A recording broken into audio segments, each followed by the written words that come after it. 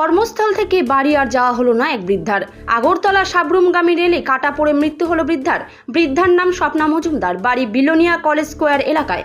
ঘটনা সোমবার বিকেলে 4টা নাগাদ বিলোনিয়া মহুরী নদীর উপর রেল ব্রিজ সংলগ্ন এলাকায়। খবর পেয়ে ঘটনাস্থলে ছুটে আসে জিআরপি থানার পুলিশ।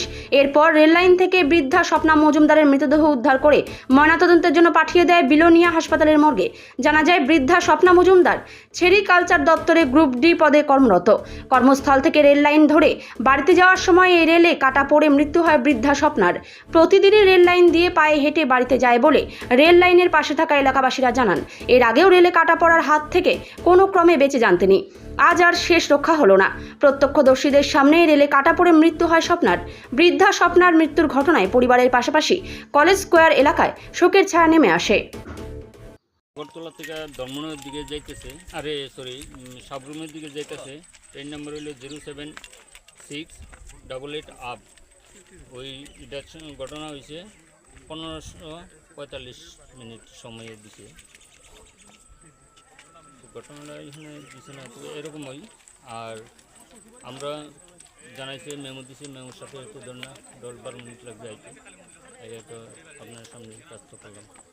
এই কি দেখছেন? ভদ্রলোক শুনলাম, ভদ্রমহিলা শুনলাম যে অফিস থেকে নাকি তাই সেরিকালচারে চাকরি করে, ডিআরডব্লিউ কনস্টিটিউশন বুধ আইতেছে, বাড়ির দিকে যাইতেছে। এখন হয়তো সাইডে হাঁটছে, রেলের বাড়িতে আর কি রেল অ্যাক্সিডেন্টাল ঘটনা হয়ে যায়। কি অবস্থা দেখছেন? আমি তো দেখছি এখানে উল্টে পড়ে রয়েছে, বাড়িকে হাত পাও ভাঙ্গা, সব কিছু, মাথাতে চোট পাইছে। কি নাম? নাম হইল তেনের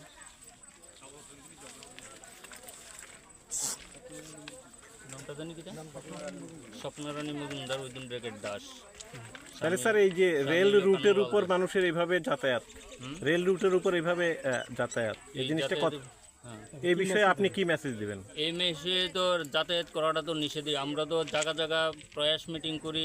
ইভেন মাঝে মাঝে আমি স্টেশন এই ব্রিজে পর্যন্ত মর্নিং ওয়াকের সময় আসি, অনেক সময় গাড়ি নিয়ে আসি। আইয়াও লোকজন পাইলে তাদেরও বাধা দেয় এবং স্টেশনে যারা হাঁটতে যায় আমি তাদেরও বাধা দিই যে আপনারা রেল লাইনে না আইয়া সাইডে যে বিকল্প রাস্তা আছে ওই রাস্তাটা দেন। তারা কি শখ জানি না, তারা হইলো ওই রেল লাইনে দিয়েই হাঁটা। আমি প্রায় দিনই বাধা দিচ্ছি, কিন্তু কোনো বাধাই তারা করে না, মানে না। তো না মানলে তো এখন দুর্ঘটনা ঘটলে তো তাদেরই, আমরা তো আর ক্ষতি নেই।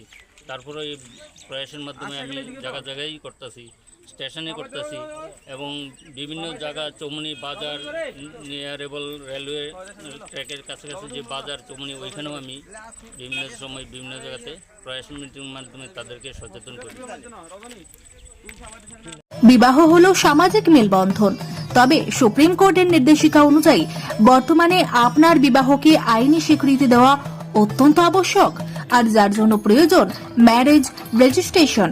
তবে আইনি স্বীকৃতি ছাড়াও উত্তরাধিকার প্রাপ্তি, সামাজিক আর্থিক সুরক্ষা ও পেনশন প্রাপ্তি, passport, visa, ration card, voter card, Aadhaar card, ব্যাংকের পাসবই প্রাপ্তি প্রভৃতি গুরুত্বপূর্ণ ডকুমেন্ট তৈরি করতে ম্যারেজ সার্টিফিকেটের একটা বিশেষ প্রয়োজনীয়তা রয়েছে। তাই আর দেরি নয়, সামাজিক বিবাহের পাশাপাশি বিবাহ রেজিস্ট্রেশনের জন্য চলে আসুন বিবাহ রেজিস্ট্রেশন অফিসে। ঠিকানা রঘুনাথপুর দিনুবাবুর ঘেরার পিছনে কমিউনিটি হলের সামনে। সোম থেকে শুক্র বেলা 11টা থেকে বিকেল 4টে পর্যন্ত ম্যারেজ রেজিস্ট্রেশন করা হয়। যোগাযোগের নম্বর 9635488286, এছাড়াও 700142677721।